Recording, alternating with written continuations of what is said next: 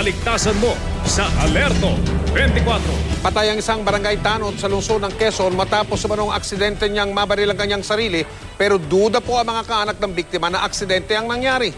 Si Emil Sumangil nagbabalik para sa Alerto 24 Eksklusibo.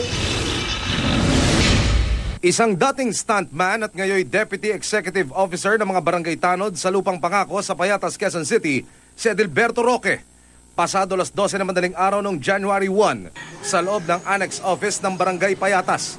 Namatay si Roque habang naka-duty makaraang tamaan sa kanang pigi ng bala ng improvised shotgun. Kinukunan na ng statement ng Quezon City Police District ang 4 na barangay tanod na kasama umano ni Roque nang pumutok ang disabog.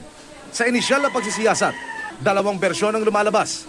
Una, pinatong daw ng biktima sa lamesa ang shotgun kung saan naroon ang iba pang tanod at pagtalikod niya bigla na lamang itong pumutok.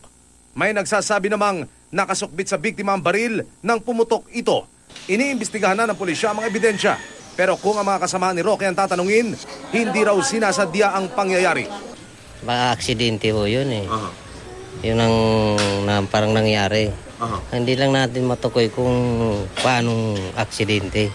Pero hindi naniniwala ang mga kamag-anak ng biktima na naisay malalimang investigasyon sa kaso. Dahil hindi naman po aksidente yun eh. Kumbaga sa akin parang sinadya po eh. Sumuko na lang kung ano man. Wag na magsabi-sabi na tamaan ng bala, naligaw ng bala.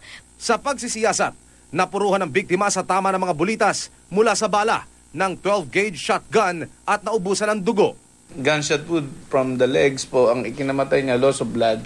Kung may foul play o sadyang aksidente, ito ngayon ang sinisiyasat ng pulisya.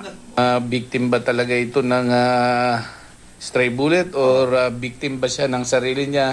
Because allegedly parang lumalabas din na accidentally na-hit niya yung legs niya nung improvised firearm na gamit niya.